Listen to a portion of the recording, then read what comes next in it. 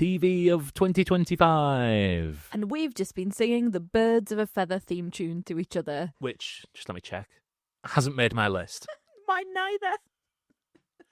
It did come back like a couple of years ago, didn't it? It did, yes. With like, wasn't Matt Willis in it? I'm sure no. Matt Willis was in. He's now in Cabaret in the West End, so he's moved on from Birds of a Feather. He's also been to the year 3000. He has. But we have been, I'm trying to drag it back. This is a terrible segue. We have been to the year 2025 and we've watched some TV. 975 years before. Thank you, darling. And when I say we have watched some TV, let's bring it back. I have watched a lot of television and you have watched not so much television, but that seems to be how it works. You are more of the film person. I have become more of the TV person. Yeah. And if you want to hear our top 10 films of 2025, I had to get my teeth in there, go back a couple of episodes because we've done our top 10 of the movies that we loved last year. If this is the first time you've been with us for an end of year review, what we do is we go through our list from 10 to 1 individually. And when we say something, we kind of look at each other, and if it comes further up on someone else's list, we'll give each other the nod and we'll save talking about it until it's on the last time it's going to be mentioned. I do not know if we are going to get any crossover this time. I would be very surprised if that's the case. So looking at my list, I'm thinking, I don't think you may have seen many of these things. So anyway, it'll make for an eclectic top conversation anyway. Yeah. Shall I go first? Yeah, go on. You're going to laugh at this one. I'm going to laugh at all of them, darling. Go on. No, I don't think so. No, I think I've got some. I've got some good shows on mine. When we did our films, I made a little snarky comment about having watching stuff just to make sure that not going out was going to make my top 10 list. I'm gonna lie. You're giving the game away here. It's your 10.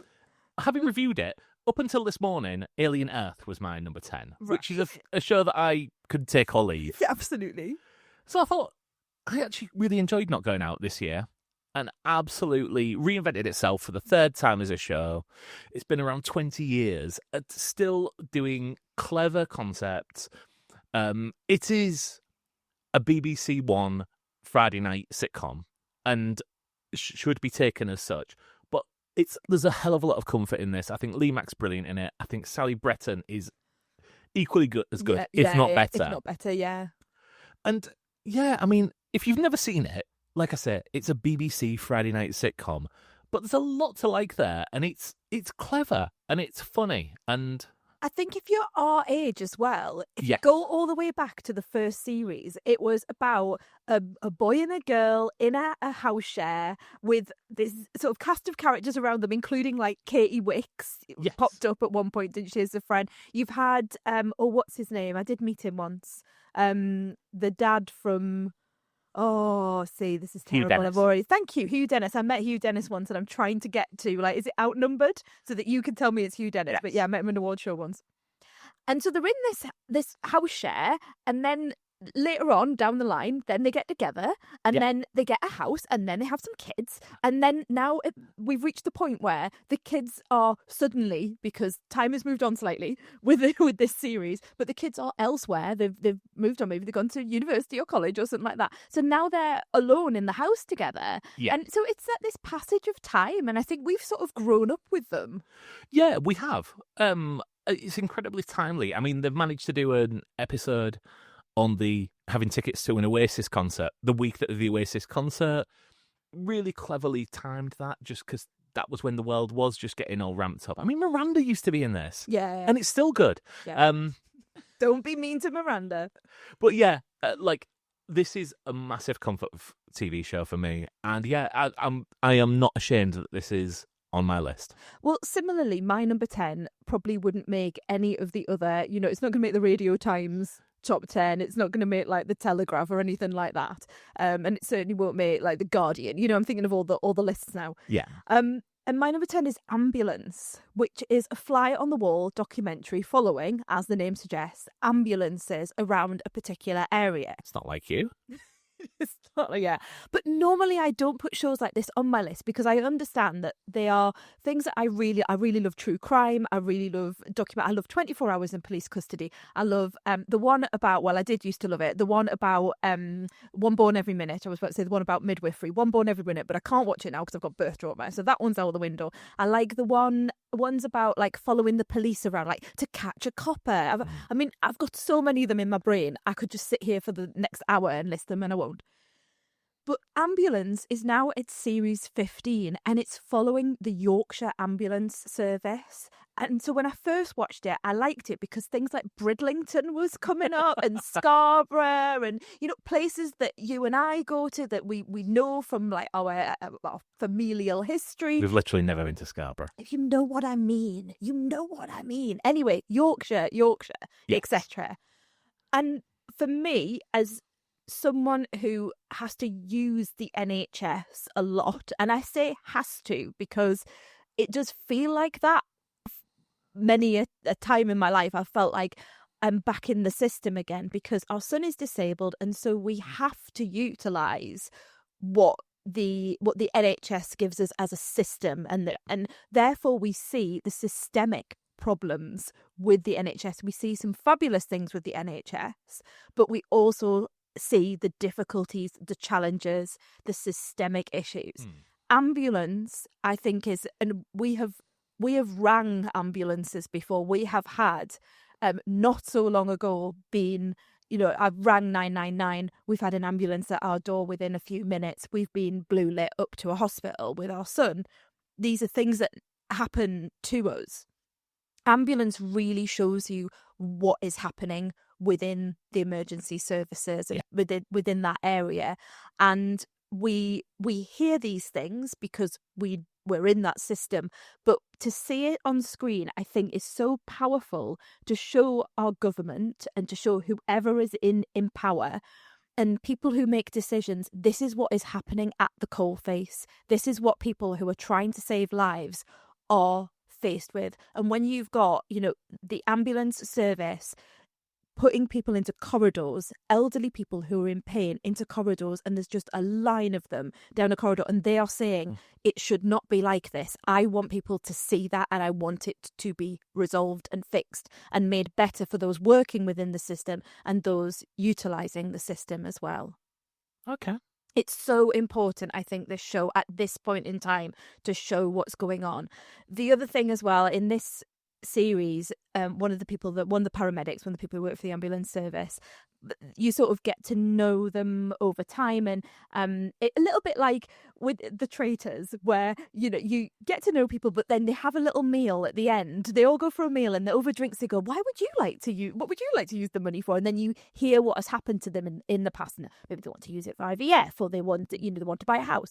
And that's the same with ambulance. You get to know the paramedics, and then they give you a bit more information. And one of the paramedics this time round in this series, which is why it's made onto my list even more so, has had a disabled child, and it was a real a shock because they didn't know that was going to happen, and the child was born with limb differences. And he went back to work, and you see him talking about what it is like to understand that your world has changed. We have a similar thing. We are much further along in our sort of like inverted commas journey, but we have had the same. And I sat there and I thought, good for him. He is a man talking about this was not what he thought was going to be in his life's journey, and he is having to work out what is going to, and he's scared for his son, and he's scared for the future, and he doesn't know what's going to happen, and he doesn't know why it's happened to him, which are all things that are really, really common and really true. And I just thought, oh, this is so important, particularly for men, I felt, to see that version of fatherhood and to see him speak so authentically. So that is why it's made it on my top 10. Sounds a bit more important than Not Going Out Relays. But, You're number 9. my number 9, pretty sure this won't be on your list. My number 9 is WWE Unreal. It's not on my list, and I'm a bit sad. I think it would definitely be on one of my sort of like also rans. Yeah, okay. I think I think this is on my list for different reasons to why it would be on your list. For people that don't know, this is the reality TV show. I'm going to go as far as say constructed reality TV show. Definitely. That looks behind the scenes of WWE Wrestling, World Wrestling Entertainment, as it's to unpack the initials. I think this is causing a net negative to the weekly wrestling product because since this series, and season 2 is coming out actually next week, I believe, there have been things that have happened, and everyone's just turned around and gone, "Well, that's going to be on that they've done that so that it can be on Unreal season 2 next year." And you can spot them a mile off. Mm-hmm. And there was a thing where someone was faking an injury and was released to like the people who report on wrestling. Oh yeah, he's suffering from an injury. I looked at it straight away and thought, I don't think he's injured, which takes a lot to put your head above the parapet to say, like, I think he's faking it. Yeah. And then all of a sudden he came back and threw down his crutches, took off his cast, and ran into the ring. Yeah. And backstage, him and his wife were laughing about it, and there was the director of WWE Unreal in the background. It's okay. Yeah, I mean, look, the reason I like it is because it shows you things that I have never seen before, and I almost want to watch it again without you, and it'll take me all day to watch an episode because I'll be pausing it and zooming in on the piece of paper in the background that's got stuff written on it that I want to see every single thing about it. But yeah, I enjoyed it when it was on. It's made me more disconnected with the weekly wrestling product.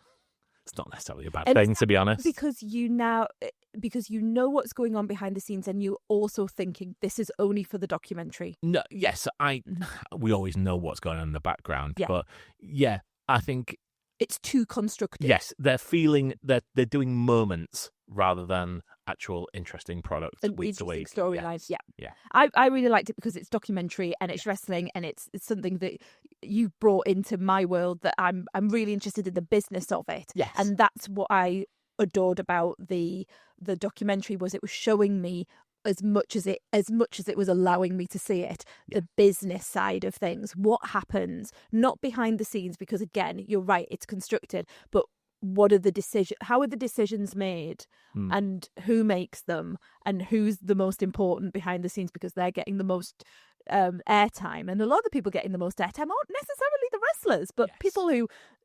So I hear, because I listen to wrestling podcasts now. Just don't want to be on screen. Bit weird. They don't want to be on screen, and yet they are. So yeah, it really helped me connect with your world. So it's definitely something that I think is an interesting watch for so many different reasons. What's your number 9? My number 9 is Alien Earth. And at one point, Alien Earth wasn't even going to be on the list, but I did sneak it on because I remember us being on holiday watching episodes on the slightly weird telly that was very, very low to the ground that we had to watch it on, and also trying to get into it. So, did we have to like sign in to something, and someone had left their sign in on or something like that. Yeah. Was that for like iPlayer or something like that? So yeah, it reminds me of like happy times on holiday, but also recording with the Cinemal, which I absolutely loved. That was like a real highlight of my year last year. Yeah. However, most of the show I really liked. I didn't like where it went in the end. I loved the look of it. I thought it had some interesting ideas. When I think of some of the earlier episodes, I'm like, oh yeah, that was really good. I was really excited to watch that and to see what was unfolded. There's one standalone episode in particular that I think is some of the best television of last year. That was the reason it was at number 10, because I think that is the strongest piece of Aliens content since Aliens for me. Yeah, but it's not a complete product for me, and I'm not looking forward to the next season, unfortunately. So yeah, there it goes. My number 8 is Stranger Things. Ah, nice. Can we talk about that? We can talk about it later. Okay, right, that's fine. Yeah. My number 8 is a show that I know you haven't seen because I've talked about it before, and you're like, I've never heard of that. It's Dying for Sex. Have you heard of it now? Because it's got a lot of awards nominations. I think it's won a Golden Globe or Has it something. got Michelle Williams? It has in got it? Michelle Williams in, yeah. Yes, I've heard of it at least. Yeah. So it's based on a real story of a young woman who finds out that I think she's had cancer in the past, but she finds out that the cancer is now terminal. And she makes a decision then to leave the relationship she's been in for a long period of time, which has at that point become sexless. And they've become more like friends. And also, I think they've reached a point where actually the relationship might have ended much earlier. He's kind of become her carer, and she is irritated by him, and he's irritated, but he can't leave her because she's dying. And she just says, right, I'm taking all of that out of the system, and I'm going to go and have lots of sex.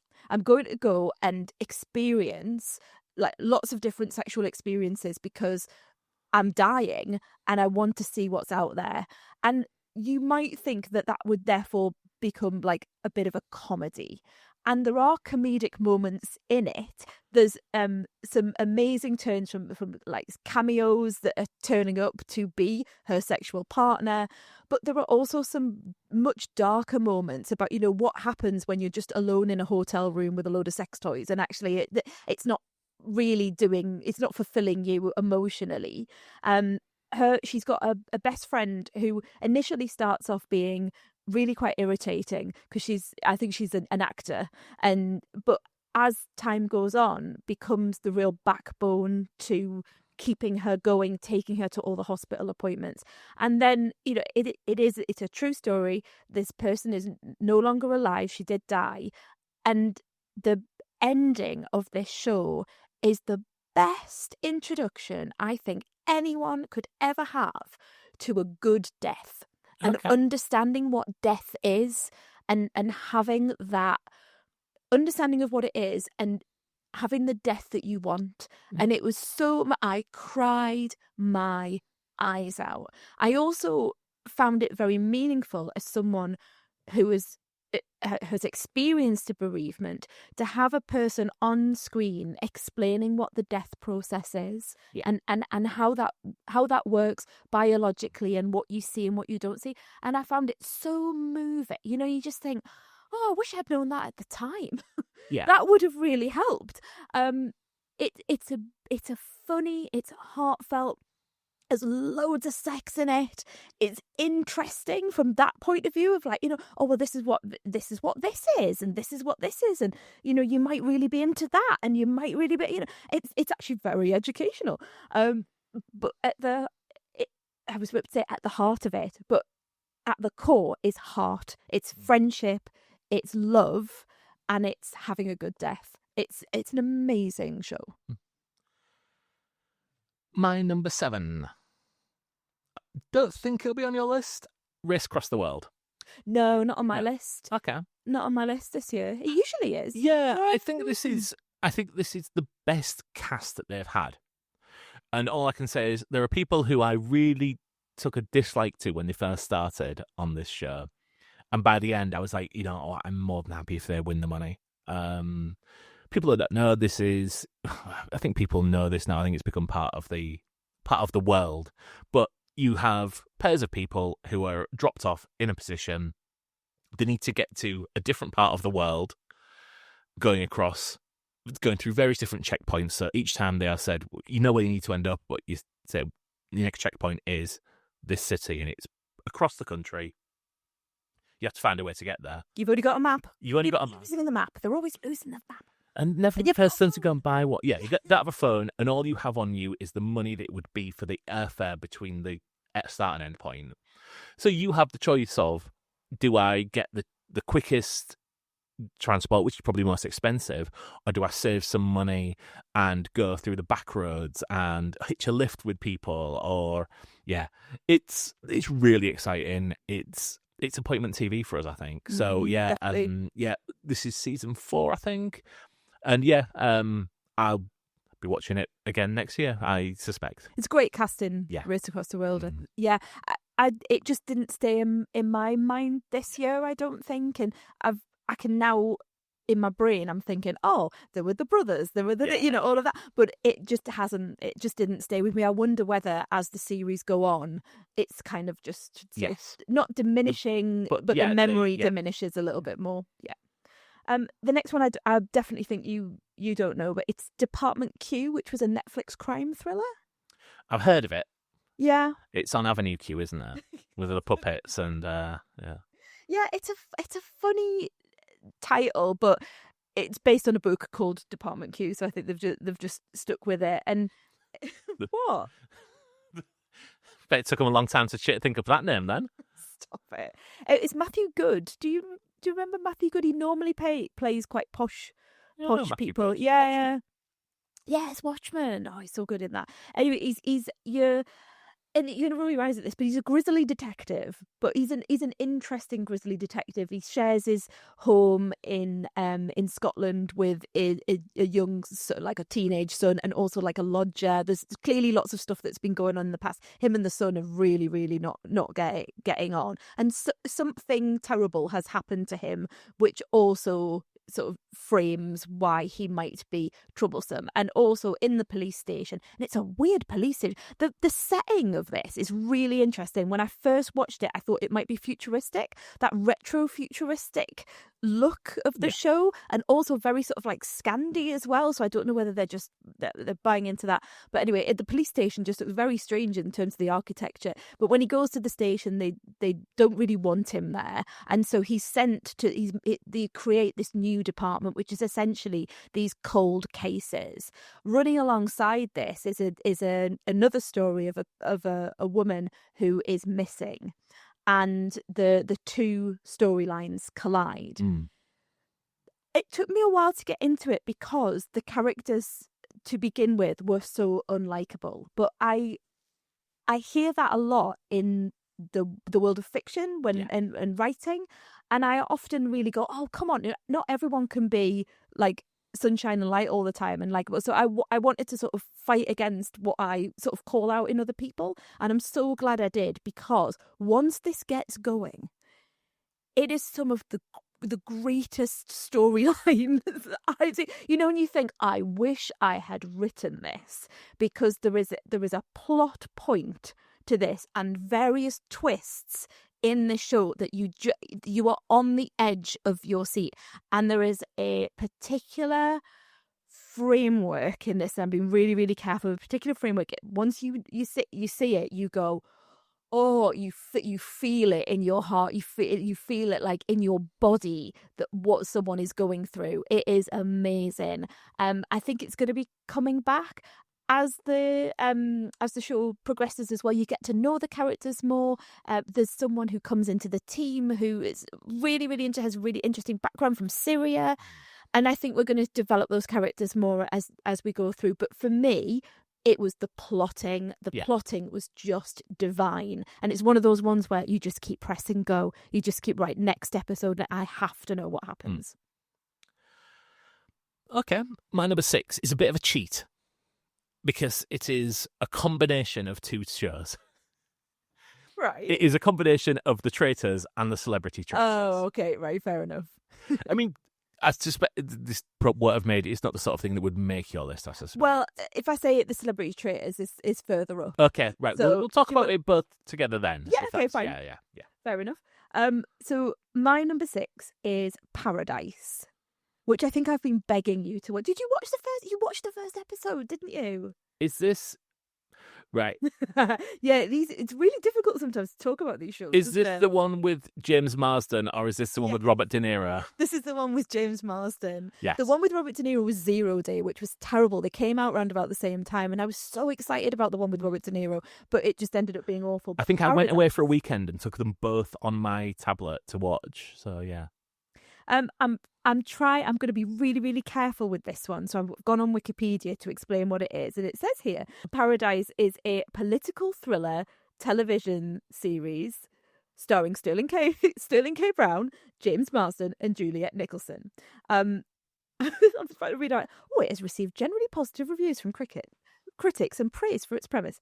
But yeah, essentially, James Marsden is the ex-president, Sterling, A little bit of a Kennedy. Yeah, very Kennedy-like, isn't he?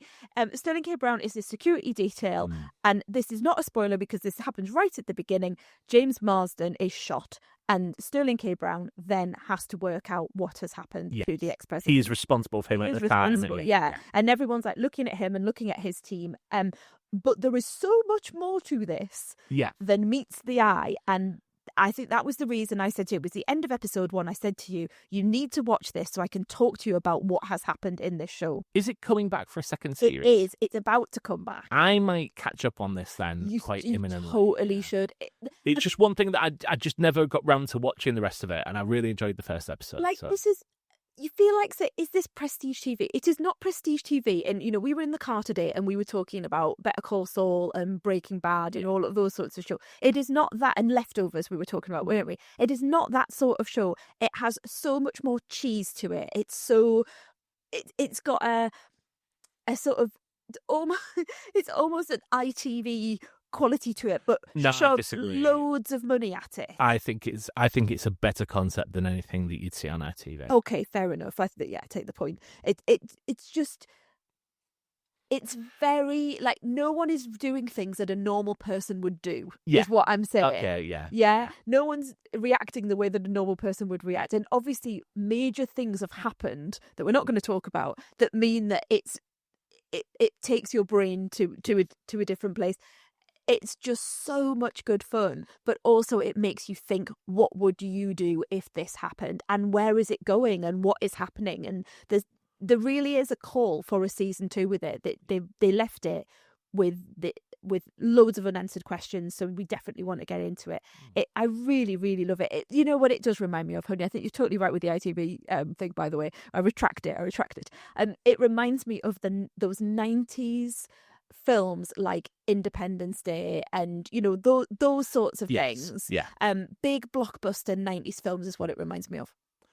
What is your next one? So I think this might be the last one that I actually have to explain to you. Okay. It might be the only one I have to explain to you. Number 5 is The Chair Company. Oh no, not that. Do you know much about this? I do know. Yeah, I do know about it. It is not for me. No. I know that. I hear so many people talking about it though. So what this is, do you know about what the premise of this is? Is it like a man gets a chair and there's something wrong with the chair, and it's about how he gets the chair fixed, ringing up, trying to get to the company that made the chair to sort it out? So, Tim Robinson from I Think You Should Leave of Hot Dog Car, we all know who's doing this, which I've shown you a few clips from and you find quite funny. I have laughed. Yes. On occasion. He's the one with the coffin flop? Yep, coffin flop. Yeah, okay. Yeah. Right, I remember that. The haunted house with the guide. Yeah, I remember that one. Yes. Yeah. Yes. Okay. Yeah, I'm smiling sort of. He plays a project manager in charge of the construction of a new mall that's coming up, and he's giving a presentation to the board and the shareholders and everything like that. Gives his speech, he sits down, the chair collapses. Everyone's kind of shocked, he's okay. So he decides to complain to this company. He tries to get in contact with the company who supply the chair. And this turns into a film noir. It does sound a little bit like what I said. Where he uncovers so much conspiracy around this company and what they're doing, and it goes off in the most bizarre angles because it's Tim Robinson. This has got a really, really good cast around it. So his wife is played by Lake Bell. His daughter is played by Sophia Lillis. So really, really good actors who are really, really interesting in what they do. This has some of the most weirdest, fucked up endings to TV shows I've seen all year. It ends on what you could essentially call a cliffhanger. It's been renewed for a second series. I could tell you every single thing that happens in this show and you would sit there stone-faced because A, it's not for you. And B, even if it was, you would just go, that doesn't sound entertaining at all. Yeah, fair enough. But no, this is ultra entertainment. I would watch I Think You Could Leave first and see if you get See if you can cope with Tim it. Robinson's humour and the way that he works, but this is a half-hour comedy TV show that kind of takes off it, and I think it's genius. And yeah, I'm so looking forward to season 2. My number 5 is Stranger Things. See previous See podcasts. previous podcast, because we did our final thoughts on Yeah. Stranger Things, and we did some earlier episodes as well where we went through a bit of an episode by episode recap, but then it became too much, so we brought it all together for a sort of a roundup episode. But I think overall they stuck the landing, and it was an entertaining session from start to finish. Yeah, I'm happy it's on both of our lists. I think it deserves to be. We enjoyed it. We had a good time with it. It was a bit of a slog, but I think the slog was more to do with the process of when it was coming out, and also in our personal lives, having things landing on those dates just did not work for us. My number 4 might be something that's on your list higher up. Go is for it. Adolescence. Not on my list. Really? Yeah, not on my list. I'm going to challenge that. Your list is obviously your favourite TV shows. Yeah. If this hadn't been the talk of the country about how good it is, would this be more likely to make your list? I just didn't think about it afterwards. And it was my what did I enjoy watching, and what did I think about afterwards? And actually I just didn't think of it. I know it's good television. I know that you're giving me a real stern look. I know it's good television. It has won many awards. The actors are brilliant in it. I think the scene, particularly between Erin Doherty and the young lad, Owen Cooper, is a masterclass in acting. The one shots and all of that sort of, absolutely amazing. I really liked when Ashley, what's his surname? Ashley, what's his face? Asher D. I'm trying to think. I'm so solid crew. Is it Williams? Anyway, we'll look it up. No, that's a Welsh footballer. That's someone else. When he turns up as a police officer, I think he plays Walters. Thank you. I knew it was a W. It is really, really good television, and I applaud it. It just didn't stick with me. I mean, that's it's hard yes. for me to say. Like, it just didn't go on my top 10, and this is top 10s are so subjective, aren't they? And it's not what are the best shows, because clearly I've put all sorts of stuff on there. It's just what came to mind when I sat down and made this list.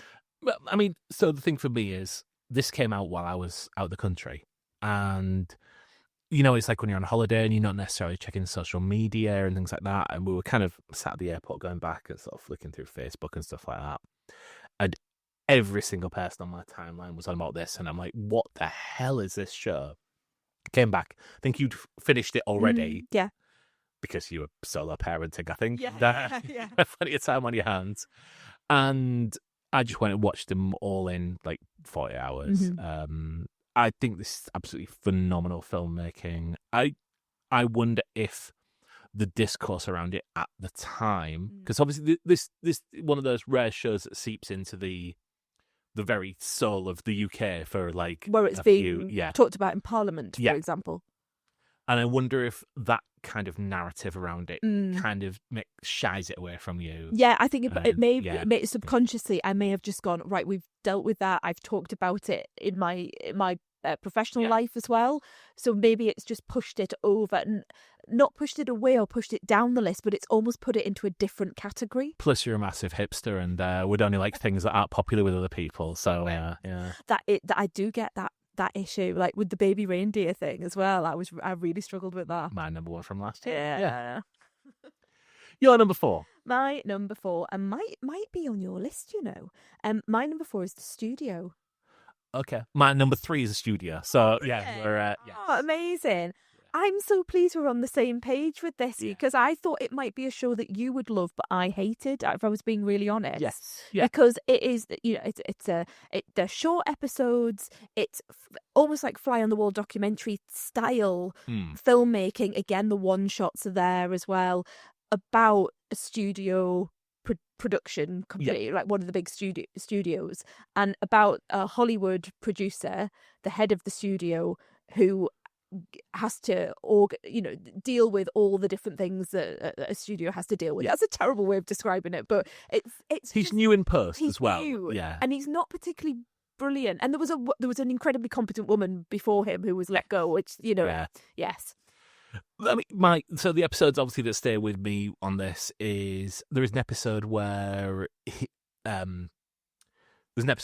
they're filming a one shot and it's done in one shot, which is it's so meta, isn't it? It's meta, but it's so clever, yeah. And you've got people who are you've got like Sarah Polly who pops up. You've got, I want to call him Marty. I've never met him.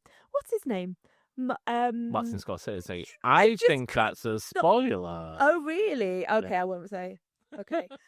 So there are all sorts of directorial and actoring cameos and people who I think now that they've seen it, there must be people knocking on the door going, "Can I have a part? Can I have a part?" Absolutely. But there are some big names in this, and a lot of like, "Oh, it's so and so. Oh, look at this. Look at it." And I'm talking big directors were the ones for me when they popped up on screen, or people who are playing. Well, they're all playing themselves, but people who are playing themselves, but in a way that we haven't seen before, which really reminded me of like extras.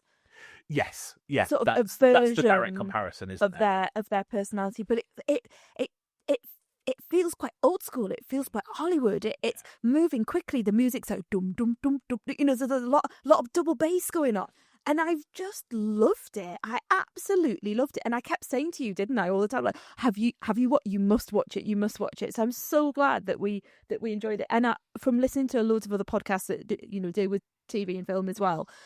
This is something that if you're into the industry and you're into the business and you've got like pop culture brains, you are gonna love this. But equally, I quite enjoy my favorite episode. I think is the one where he goes to a charity dinner. Mm-hmm. The cringe. Yeah, where he goes with his girlfriend to a charity dinner, just the wide. He's on a table with pediatric oncologists, and he's trying to justify to them that his job is as important as theirs. But there's part of me that because they're being absolute dickheads. They're being dickheads to him. So you kind of like, I'm saving children from cancer, and you're like, well, what are you doing? And you're doing shit films. Yeah. Like everything, and he very passionately talks about culture and entertainment and being there to shine a light on perhaps what we don't see. Yeah. But also he's being ridiculous as well. And it escalates, doesn't it? I think, again, if you put your writer's brain on, the way these scripts are structured is a masterclass in building and building and building to a point where you just kind of go, this is just amazing storytelling. This is coming back as well, isn't it? Yes, it is. Yeah. Fab. Looking forward to that. I think and because so much of it is true, isn't it? So much of it must be based on truth that you also feel like you're getting a little peek behind the curtain of what's actually happening. Yeah. Your number 3. My number 3. We're back to the traitors. So I had celebrity traitors on, and you've got the normies traitors and the celebs. Well, if that's how we're calling it, then yeah. Non-celebrity and celebrity traitors. I mean, again, I think if you listen to this, you know what the Traitors is. You should be watching it because I think we were a bit snobby about it on the first series. Yeah, we totally were. Because it was on after the football for all the World Cup games, and we were like, "That looks shit." Yeah. Oh god, so games. I know we were awful people. And then season 2, we were hooked. I've still never been back and watched season 1, so I might just save that for a little treat to myself when this is over. When the current series is over. Yep. Which may very well be on my list for this year. Yeah, absolutely. But yeah, I mean,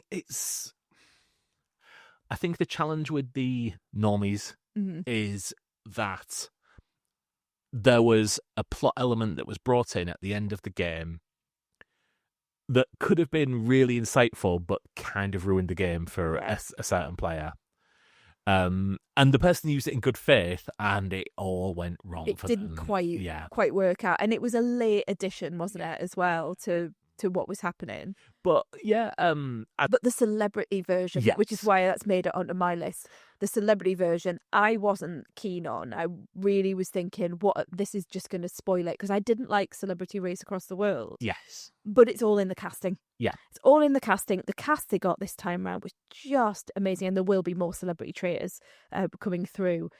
Really got an insight into people that we didn't know, people who we did know. You get to know them as sort of, in inverted commas, real people, or you get to see behind the celebrity. Some national treasures were born, I think, in the house, and obviously it's all edited and all produced, so you've got to take it with a pinch of salt. But there is something about spending time with people who are being forced to like make a raft, or or get into two teams. I mean, the things you can find out about someone, a group of people, when they're told, right, you need to get into two teams. that and is they a all- horror show for you, isn't it? That's like very much. That's worse than like. my foot's twitching up and down, genuinely twitching up and down, and I've got my pajama bottoms, and I've got the little tag on my pajama bottoms, and I'm twisting it in my hand because those missions and those sort of like team building exercises, I think. Maybe the autistic people will be the same, but I find it excruciating. But the psychology behind it, I love, because then as a viewer, I'm going, right, who's going, oh, I'll be, like Claire Balding, for example, ex-head girl, very good at her job, incredibly competent, will get people into teams and she's no trucking about it, Whereas other people, Kay Garraway, will, maybe I heard this afterwards as well, that someone said, one of the fellow contestants had said, what you didn't see was that Kate had to have the rules explained to her 3 times off camera, because she said, I am Kate Garraway, I wouldn't understand the rules first time. Someone would have to give me a visual aid to tell me what the game was and how it works. Here's a social story for Elaine. Exactly. It's exactly that. Yeah. It's an adult social story. Thank you very much. That's what I need. So I really like that we got to see them as human people, and not necessarily as the celebrities that we know. I think it was really beautiful television, quite frankly. I thought it was just so good to get what I love about it, and Richard Osman talks about this a lot, is this idea of TV as something that you can all sit down together and you can talk about, and it brings communities together. Yeah. And I really, really like that about the show. Your number 3, we've just done. So we're up to your number 2. My number 2 is season 4 of The Bear. Okay, I have not seen all of season 4. Oh, you've caught up on The Bear, haven't you? I forgot about that. I think I'm partway through season 3, and then I stopped, and I don't know why. Yes. I think it just got too much for me. Yeah. And I had to stop because I'd watched too much of it. Yeah, you watched it all back to now back as well. Mark, you don't have to say to me, you don't have to beg me as you do year after year, please watch The Bear, you'd love The Bear. I have now watched The Bear. I understand. If you don't want to watch something I'm recommending, I'm not going to beg you. So that's on you, love. Yeah, all right, fair enough. But we don't have to have that snarky conversation then, do we, next time round? But yeah, I understand The Bear. So season 4 of The Bear, people did not think season 3 was as good as the others, but season 4 maybe a return to form then? It is for me, yeah. Mm-hmm. It is. The best way I can put this is, so after I finished season 4, and I held back on it a little bit, like I watched it all in a couple of weeks after the show had finished, and I got in touch with a couple of friends who'd seen it, and we discussed a couple of key episodes. And the baggage that I brought to those episodes meant that I had taken the very opposite view of them. And I think that is the sign of a great show, is that it puts things out on the table but doesn't guide you on what to think about these people. I had really gone against some people and felt that they were manipulating characters, whereas other people I spoke to thought that it was a brilliant reconciliation. Okay. And I think it just encourages you to follow your feelings. This shows so many great moments. There's a wedding episode, which I sat like waiting for a month for, because in every episode of The Bear there is like the anxiety-inducing episode, and I just wasn't in a place where I could watch that at that time, anticipating that this would be the one.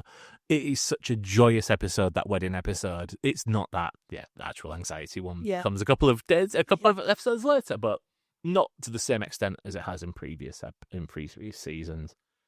I was ready for this to be the finale. That is coming back for a season 5. Maybe get caught up and we can watch it together. Yeah, maybe we should. Yeah. Yeah. That would probably be quite nice after many years of the usual argument of I'm not going to watch it. Oh, you should watch it. As he said, my season 2. My number 2 is Severance season 2. Well, that's my number 1. So yes. Again, see previous podcasts. Many previous, because we did episode by episode. We did episode by episode and immediate reactions as well. So And we dressed up in suits to do the social media. Yeah. Mark, could you put a shirt and a jacket on for a second? Just take some photos just for Instagram. Yeah, I mean, this is, like you say, with the Stranger Things, and this is just makes me happy, the place that these episodes took me to. Being able to watch, I mean, Alien Earth as well. Sorry, it was Alien Earth that you said it for, wasn't it? Where you... We think about where we were. Being in Las Vegas. Yeah. Coming in from Fremont Street. A little bit... Happy with life. Going to bed, put it on, falling asleep during it, then waking up at 5 a.m. so that I can watch it and record an episode with you before our son gets back from school. Yeah. And before I go out exploring the Las Vegas Strip again. Yeah. One of my happiest moments in podcasting. What a brilliant season. Like, we obviously had issues with certain episodes, and we came down on a different side to other people on a lot of this, but yeah, I mean, what can I say about it? I'm still not entirely happy about that. But I think, the character building and the world building that they do on this is just exceptional. And the twists. Yes. And they don't feel like twists, but they are. They are movements that you're like, are they going to do that? Oh, they are. Oh, no, they're not.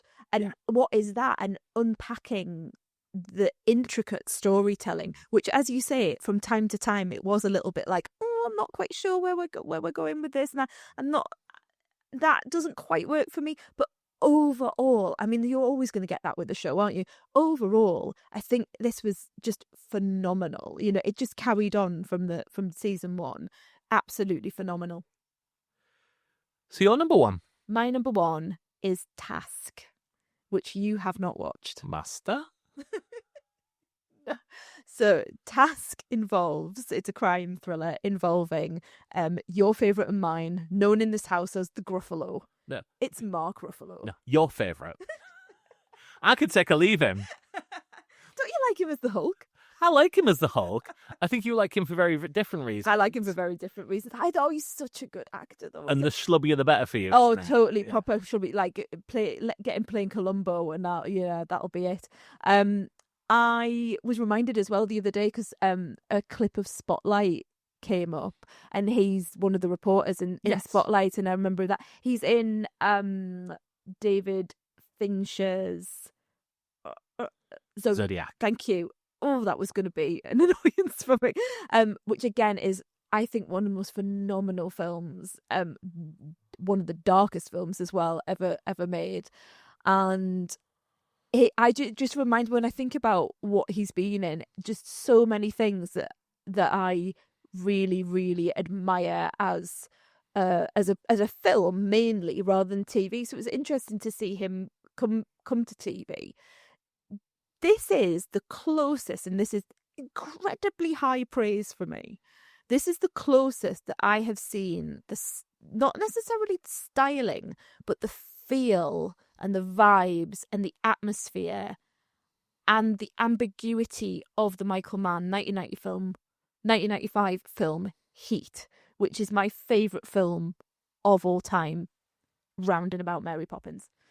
Two very different films. Are they though? Yeah, they are. I adore Heat, and I love the fact that you are following the criminal and the police, but that you like and dislike both of them. This is what happens in this show.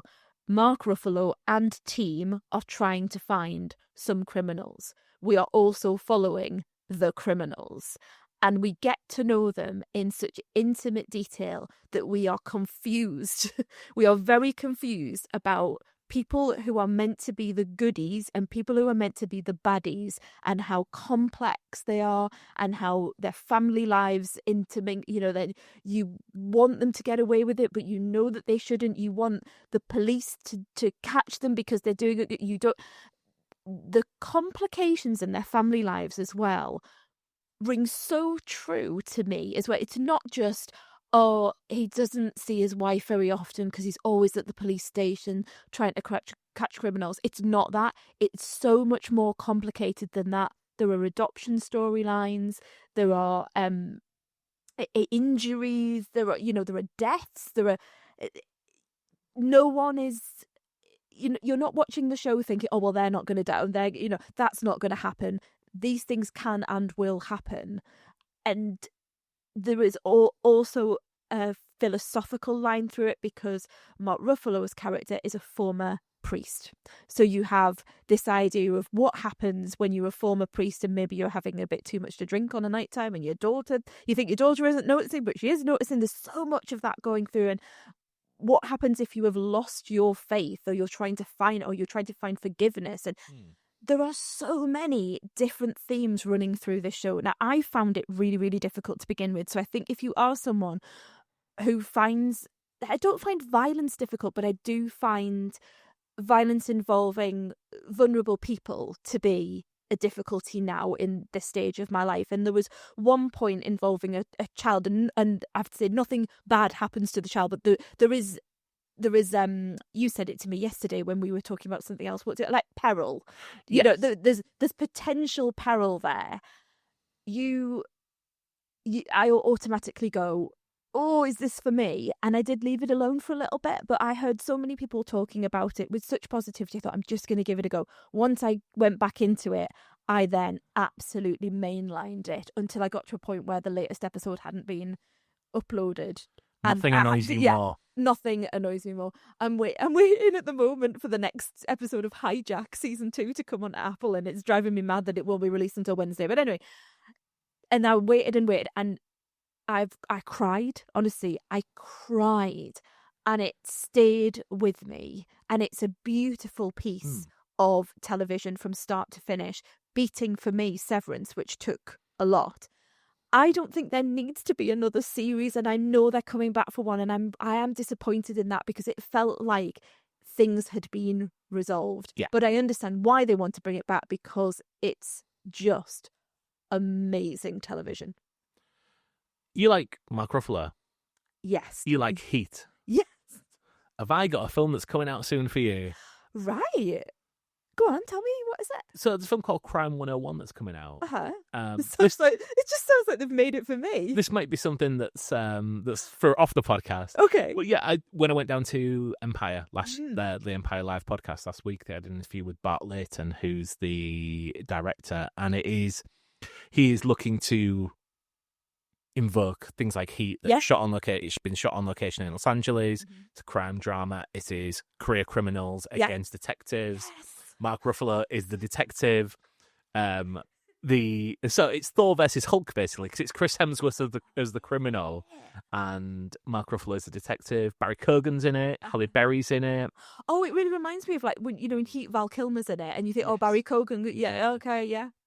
Corey Hawkins is in it. Nick Nolte, Jennifer Jason Leigh. Oh, amazing! They've made a film for me. Tate Joshua Donovan is in it. Oh, really? Yes.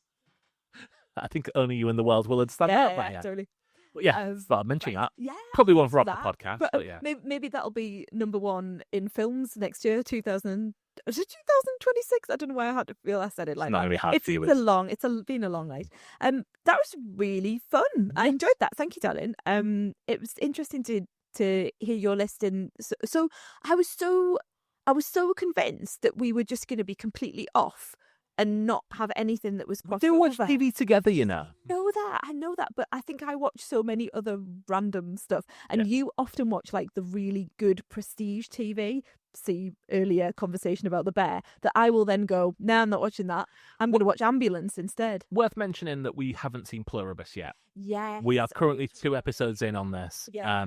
Oh, we're loving it. Yeah, We're loving it. Conversation about it in the car today. Yes, but yeah, we couldn't make it work in time, and But we're up to episode 2, so we may be talking about that again on the podcast. It's already. I mean, in some ways, it's probably better than not going out.